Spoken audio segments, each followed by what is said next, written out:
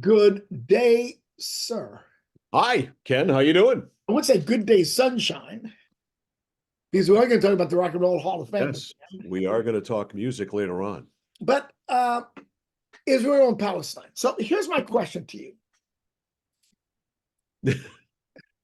And the reason you know what, you know why that just made me laugh. Everything in life is a Sopranos reference to me.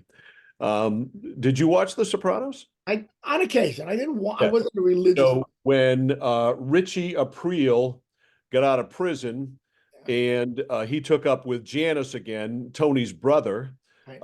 One day, Tony went to the house they were living in, and Richie was there in his boxer shorts cooking eggs. And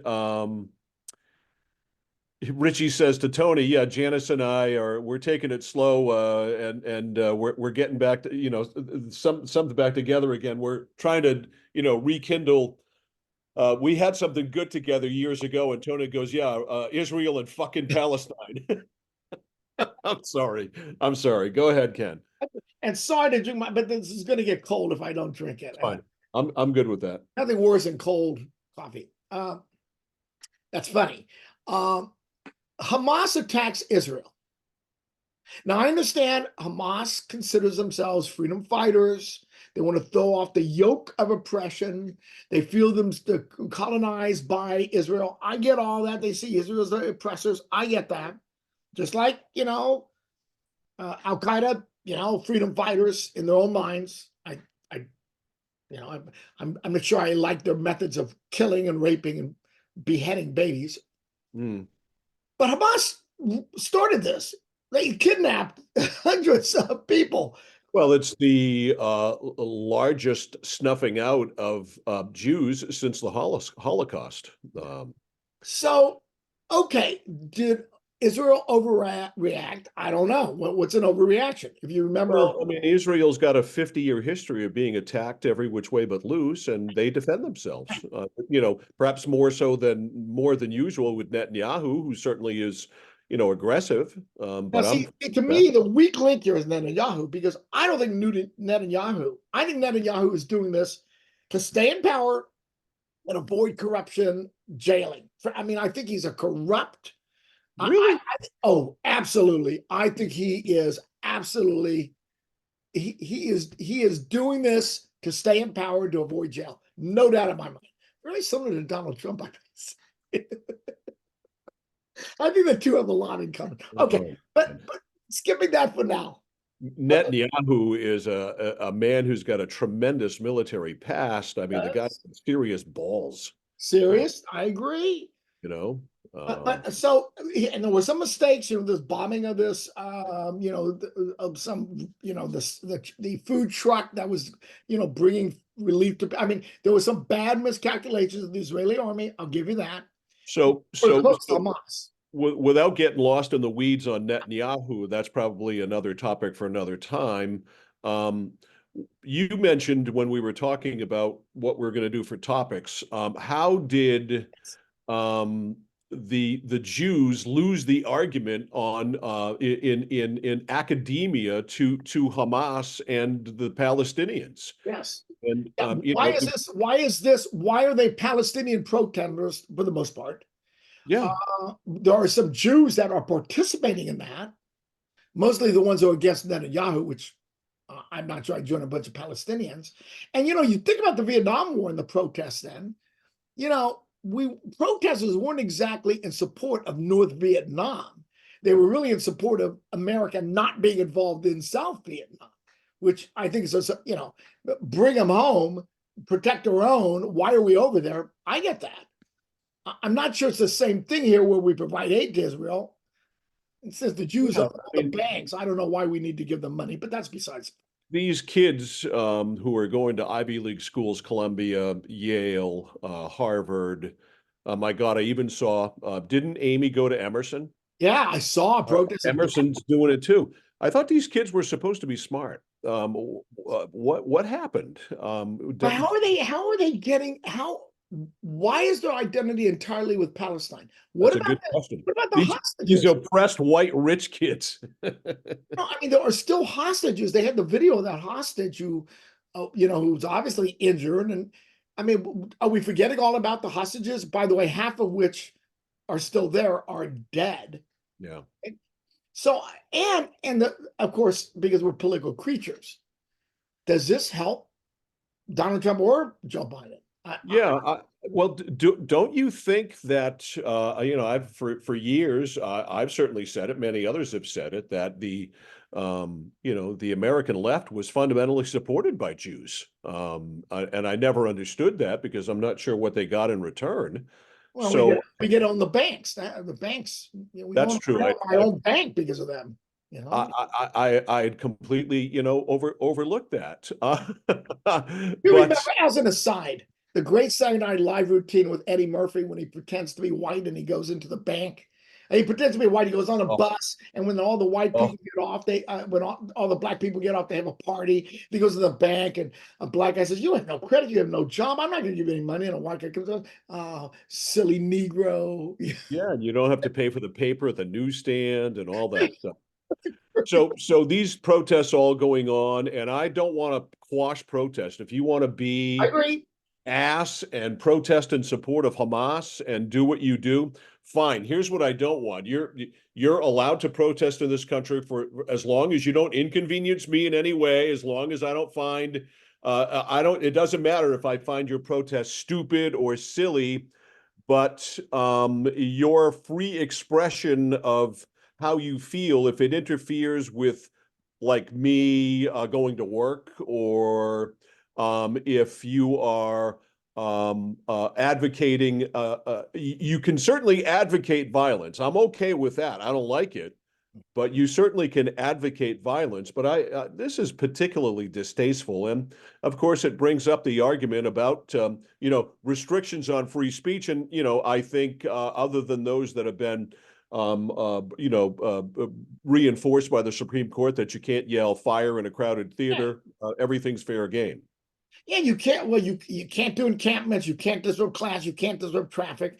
I believe in civil disobedience, but I think the example of civil disobedience is much more Martin Luther King and Mahatma Gandhi. Those were Yeah, yeah. exercises, which is really cause for civil disobedience. I mean, you had no choice except to march on in Alabama and do those kind of things. But this perplexes me, and I think from a political point of view, I think it's a draw, to be honest with you. Donald Trump is certainly pro-Israel. Joe Biden is clearly pro-Israel, although I think he's saying the right things about excesses and we need a ceasefire and to get humanitarian aid in. I applaud the Speaker of the House, which I rarely do, for putting together the bipartisan legislation. It may cost him his job, which shows you how crazy some of the crazy rightists are in the House. Oh, they're not happy with no matter who's the speaker. You had McCarthy, and they didn't want him, and they got rid of him, and now they got Johnson, and you got people who saying, I don't know. Next up you might get Akeem Jeffries, and I don't think those on the right want that. And explain to me, why are they anti-Ukraine? I mean, they're not really saying, Republicans are not saying they're against the aid to Israel. They're saying they're against the aid to Ukraine. Hmm. But tell me why. I don't give a shit what happens in Ukraine. But it has long term. I mean, you're talking about Russian aggression. Hey, I heard some liberal the other day, some congressman say, when some Republican, some conservative had the audacity to claim that the border here in the United States is more important than Ukraine. And he goes something to the effect of, what happens on the Ukraine border is just as important as what happens on. That's just stupid. But Mike, I don't care what happens to Ukraine. Zelensky is a grifter. He is an extortionist. I don't care. So then why do you care? Why do you care about Netanyahu, there's clear evidence that he has taken bribes and he's corrupt? Why do you care about him? Why do you care about Israel? What's the difference between Israel and Ukraine? I think it's kind of apples and manhole covers, don't you think? Don't you think there's Israel spied on the U.S. I mean, there are friends and allies. The real problem with Ukraine is it's Russian aggression. And if you think that they're going to stop at Ukraine and understand that Ukraine has incredible access to the Black Sea and the Mediterranean, I mean, Putin is a bad dude who has No, unbridled. Corn Pop is a bad dude. Okay, so a lot of bad dudes. Okay, but why don't we stop the Russian aggression in Europe when we are? And you may not like NATO, you may be in Donald Trump's camp about that, but they are our allies, and we are protecting them, and just like Israel. I don't see a difference. I really don't. I'm fine with Ukraine. I'm fine with Israel, supporting them both. Don't send troops over there. Not interested in that. But weapons, sure, no problem. Okay, so let's go on. There is breaking news today. Yeah. Breaking news about Harvey. I almost said Harvey Firestein. Wrong. Harvey Weinstein, because his 2020 rape conviction has been overturned in New York State. You've done minutes worth of investigation into this, so. Well, I can tell somebody's guilty just by looking at him. You're the Ken and Mike redo legal correspondent. So what do you think? So here's the quote from the reversal. We conclude that the trial court erroneously admitted testimony of uncharged alleged prior sexual acts against persons other than the complainants of the underlying crimes because that testimony served no material non-propensity purpose. So I think they're right. I think the problem with bringing in other bad acts or reputation evidence. Mike Violet probably robbed that bank because 12 years ago, he said he was going to rob a bank before he died.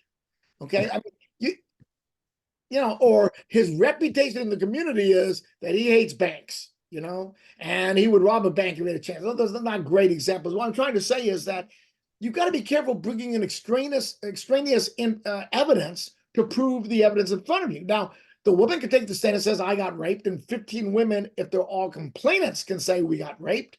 Perfect territory. But you can't bring, Jane Doe from 20 years ago who's not charging anything saying, yeah, 20 years ago, he raped me too. You're not a complainant. That evidence is not relevant. And for the defense to say, oh, well, the jury needed to understand, the mode operandi.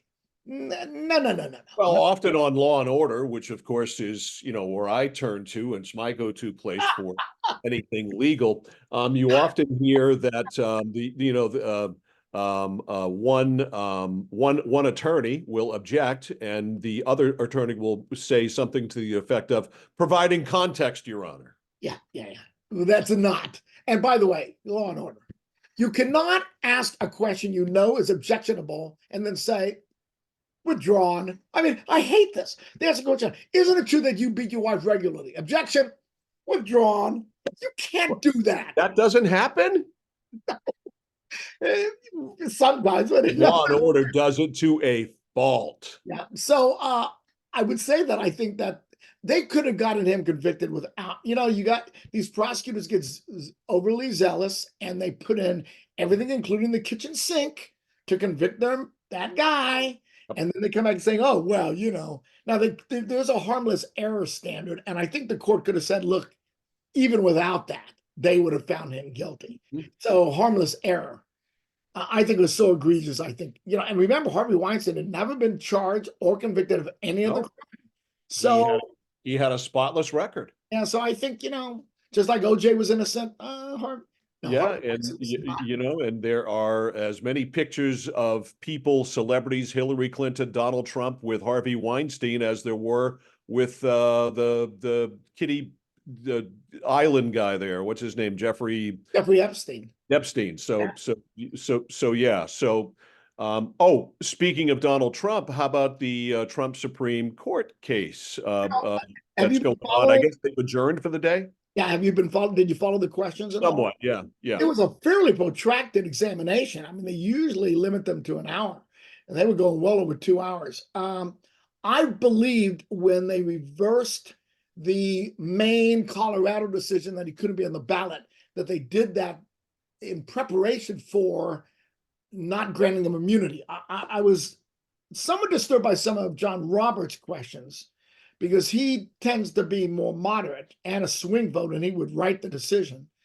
Alito is very conservative. Clarence Thomas, we won't discuss. I don't see how you say a president, is immune from any criminal act he does. Period. That means he can assassinate.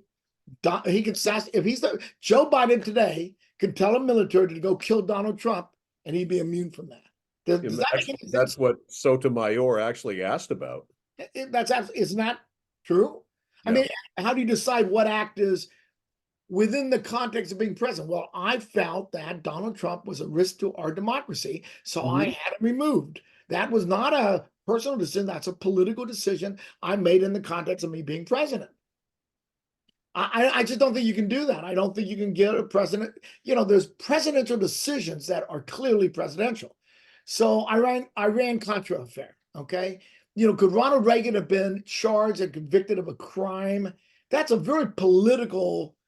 It was a political decision he made. Maybe not good, maybe bad, but it's a political decision.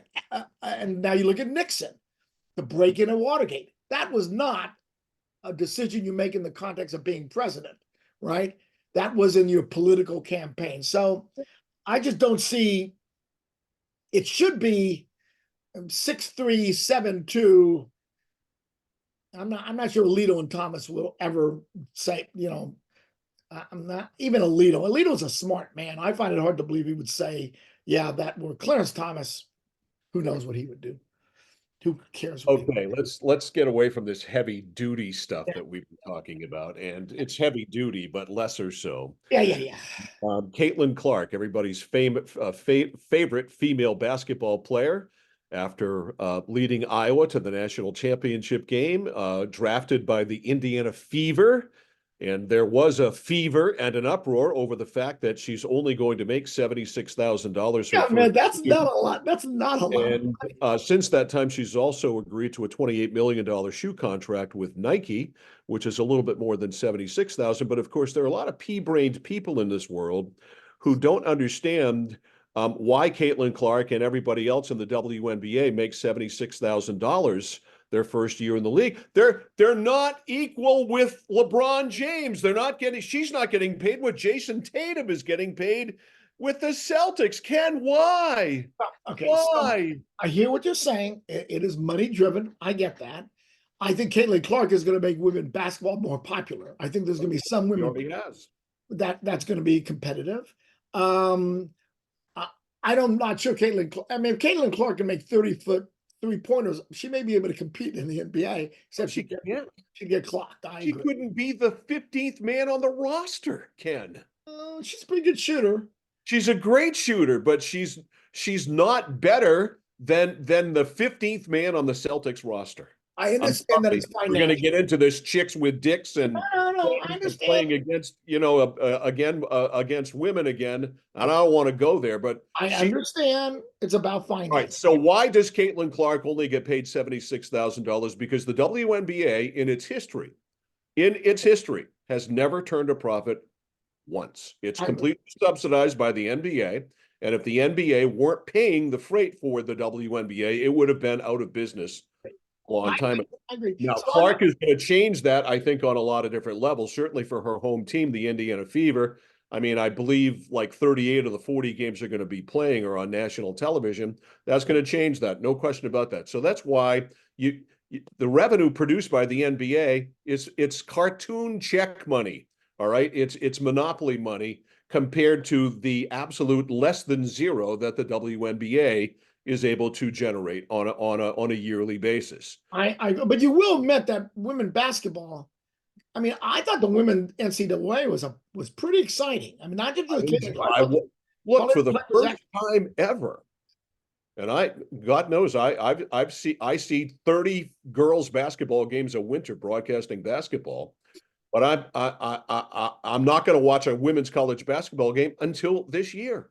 Yeah. When I watched the first full one I've ever watched in my life, other than University of Maine, that's completely separate. That's us being provincial, and that's our state university. So there's that. So yes, she drew me in. She's a dynamic talent. I've never seen anything like her. Her ability to shoot, handle the ball is transformational. She's truly going to transform that And league. I'm glad she got the endorsement from Nike. You know, Puma offered her $3 million, and she walked out of the meeting. Yeah, good, good. Yeah, So she, you're worth what you can get. yeah, I agree. I don't begrudge. None of this is my money. Even if get paid what you can get paid. So what do So you think about Tiger Woods getting 100 million, and Rory McIlroy getting? royalty money. He's getting 100 million from the PGA Tour, and Rory's getting 50. What Tiger plays one event a year. But you got to you know Oh, they didn't go to live. I get it. I mean, wasn't Tiger? I mean, people watched golf when Tiger's the Masters. Even the Tiger had no chance of winning. You know, I mean, I paid attention because Tiger was in it. You can't put a price on Tiger. And so you had to pay him something to not go to live because they offered him 7 or 8, 900 million dollars. I think they up to $1 billion. They offered Tiger. Not, I gotta tell you, I'd take $1 billion to play golf.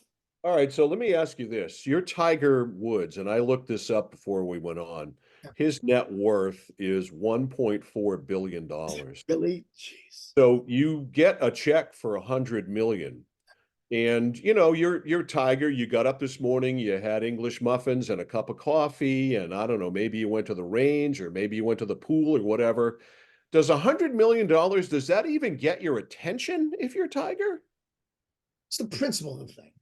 I know. I mean, I just wonder what it I takes. agree. I mean, All right, so that's what 1/15 of your net worth. But it's $100 million, obviously, for all of us is truly life-changing money. We can keep our family, wealthy for generations. For Tiger, though, it's like pissing in the ocean. Yeah, there would be some. I mean, I was glad that him and Roy did not join Live. I like Phil Mickelson disgusts me. I'm sorry. I just, the guy can't even play golf, frankly, and he got paid a ton of money. Did you see him in the Masters? He was awful, awful. Well, did you see Tiger after the second round? He was pretty awful too. Tiger has physical ailments that Phil does not. Okay. The point is that Phil has man boobs. Maybe those are his physical ailments. I don't know. Well, I wasn't going to go there. I was going to. Plus, he's left-handed, so there's that. But the point is, wouldn't it have been classy if Tiger had said, "Yeah, I don't need any money from the PGA. I'm sticking it for you guys because I believe in what we're doing." That would have been 100, is 100 million. I'm not gonna begrudge him that. Money is money. People place different values on it. Like I said, I can't imagine that moved the needle much with Tiger. Oh, I would take it. I would take it. If anybody out there listening wants to give me $100 million. So tonight, as we record this on Thursday, there are young athletes who normally would have gotten rich for the first time, but they come into the NFL draft tonight already rich. They're already like Caitlin Clark. What did I see? Angel Reese the other day bought a $183,000 Lamborghini. So these NFL players, these soon-to-be NFL players who are going to be drafted tonight, I mean, the money that they're going to get, it's not at all like it used to be. It's such a weird thing. Listen, Caitlin Clark was making about $1 million a year last year in college.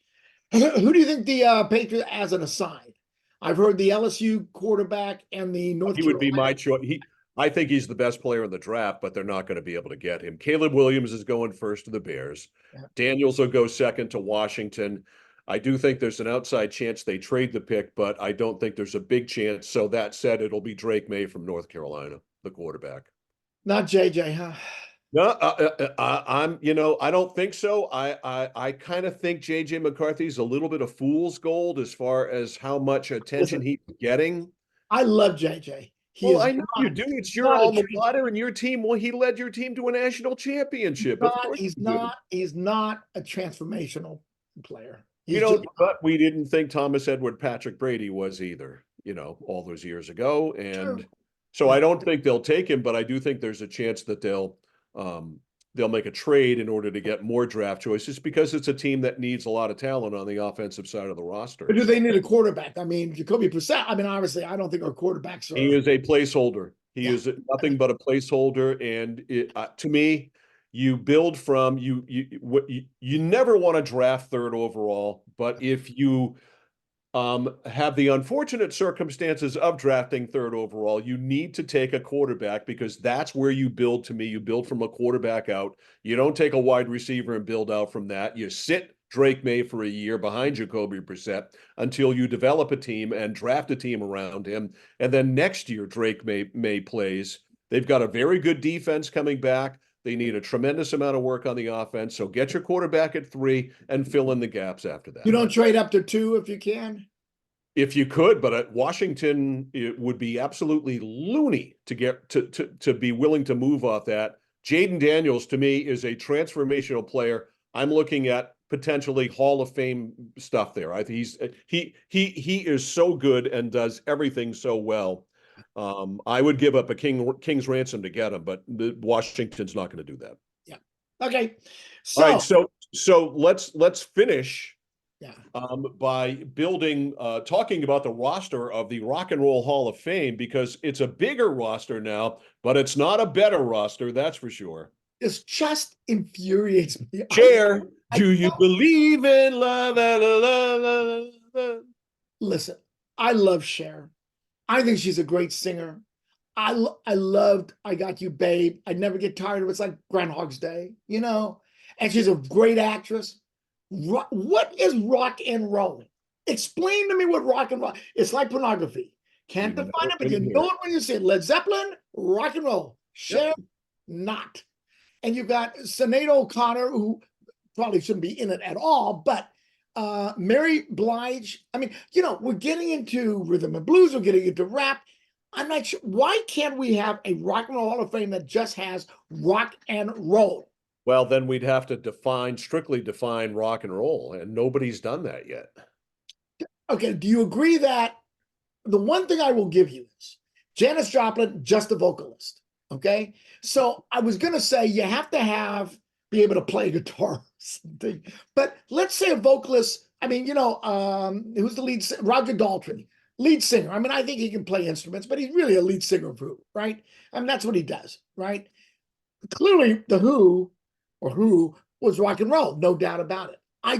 Cher's not a rock and roller. She's just not. I mean, by the way, Greg A Allman's pop not in the star, rock. but we don't have a pop Hall of Fame.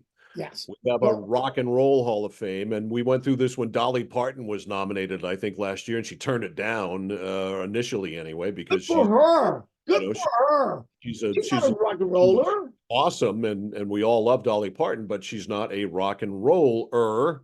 And again, you know it when you hear it, but I mean, you know, start off with the Beatles, who revolutionized music. The British invasion, they were as poppy as could possibly be. Yeah. But you know, they certainly later on, you know, I mean, Revolver is an incredible album of rock and roll. I mean, it really is. You know, Revolution. I mean, just the song Revolution. I Feel Fine. I mean, you know, John Lennon invented feedback. You know, I mean, I know they were pop, but they were rock and roll. The Who was rock and roll. Even the Doors were rock and roll. You know, I mean, you know rock and roll when you see it. Okay, Cher ain't it. All right, so we did have, let's see, Peter Frampton's in, right? So it was Mary Blige, Cher, Dave Matthews Band, Foreigner, Peter Frampton, Kool and the Gang, Ozzy Osbourne, and A Tribe Called Quest. Kool and the Gang. A Tribe Called Quest? A Tribe Called Quest? You don't have Jethro Tull in, and you have a Tribe Called Quest? You are going to die on the hill of Jethro Tull, aren't you? You know, was Aqualung not one? Forget, I mean, they've been around forever. Aqualung, how do you not let them in?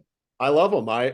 On my Apple Music, some of my playlist that I use when I walk and stuff is one of them is highlighted by Jethro Tull. I've got a ton of live stuff they did, and I mean it's almost all Tull all the time. So I'm there.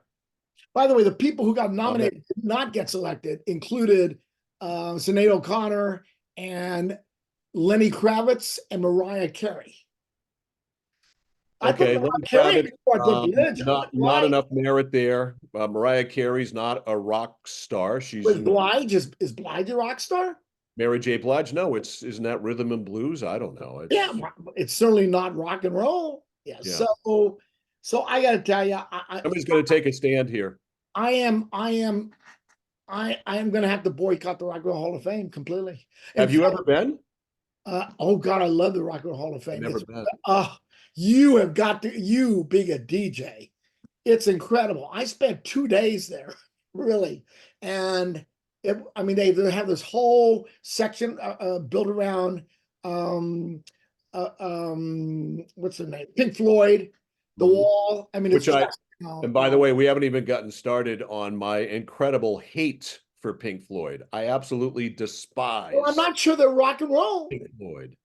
Are they what rock are they? Psychedelic? What are they? Well, they're progressive. Jethro Tull is considered progressive. King Crimson is considered progressive, and the Rock and Roll Hall of Fame does not recognize progressive music as being rock and roll. Didn't you say the B-52s didn't get in either? Oh my God, the list is huge. I'm sorry, they're in for Love Shack, if nothing else at all. Man, seriously, better than what's the name of this group that I can't even remember? A Tribe Called Quest. Do you even know who they are? No, I have no idea. All I can think of is a flock of seagulls. Never. By the way, Jimmy Buffett, MC5, and Dionne Warwick and Norman Whitfield were recipients of the Musical Excellence Award. Okay. What is that? Dionne Warwick? There's a rock. When you think about rock and roll, Dionne Warwick just jumps to your mind, doesn't it? Do you know The Way to San Jose, Ken? Written by whom? Listen, anybody who got by whom? Burt Bacharach. And anybody who gets famous by singing Burt Bacharach songs, I have to tell you, I love Burt Bacharach. Doesn't belong in the Hall of Fame. I'm sorry. Plus, he married Angie Dickinson. That gets him some sort of Hall of Fame as far as I'm concerned. If you banged Angie Dickinson, you are in some sort of a Hall of Fame to me. So while Ken Altshuler won't be the first pick in tonight's NFL draft, he does have a chance to be the last pick, which therefore makes you Mr. Irrelevant. So congratulations, Ken. Thank you so much. So I will expect a recap next week of the Patriots selections because, I'll have a grade. I haven't really followed it too well. I'll have a grade for you, I promise. Would you do that? And I'm sure we're going to have more politics to talk about next week. So, my friend, have a good week, and we'll talk to you next week.